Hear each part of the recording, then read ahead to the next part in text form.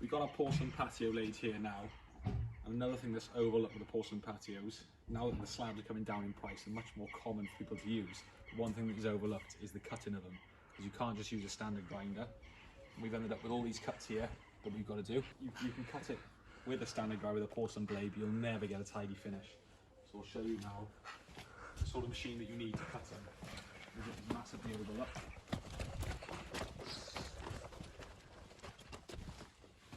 So they're a very hard material, that a lot harder than your standard patio slab. They're harder than Indian sandstone. Yeah, so this is a ruby bridge saw. So it slides to keep it nice and straight. It takes 250mm blade, and it means that the cutter is fixed in place and you can cut it nice and straight. And it's got the water in it, so it keeps the blade cool and a nice precise cut. Another thing to note with this machine is you've got a big water tray in the bottom there.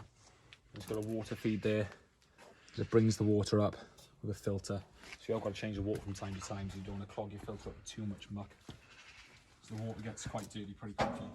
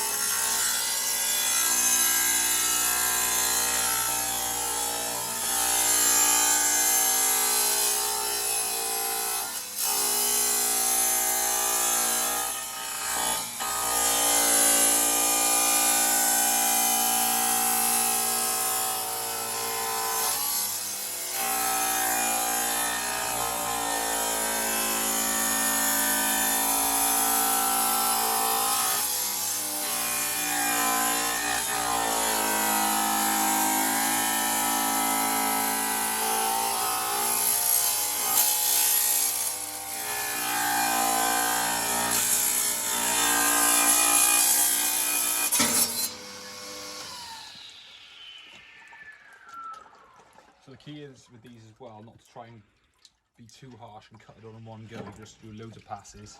Make sure you cut through the two edges enough, because it'll tend to just snap otherwise if it's not through enough.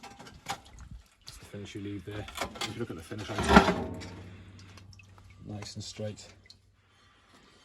Okay, so that is how you get a good finish with your porcelain cuts. Basically that is the only option when cutting porcelain. You can try it with the grinder, but you will struggle to get a really tidy cut.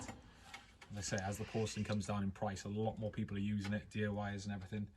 But you need to get one of these saws, so if you've got to hire one or whatever, it's definitely worth it to do your patio properly.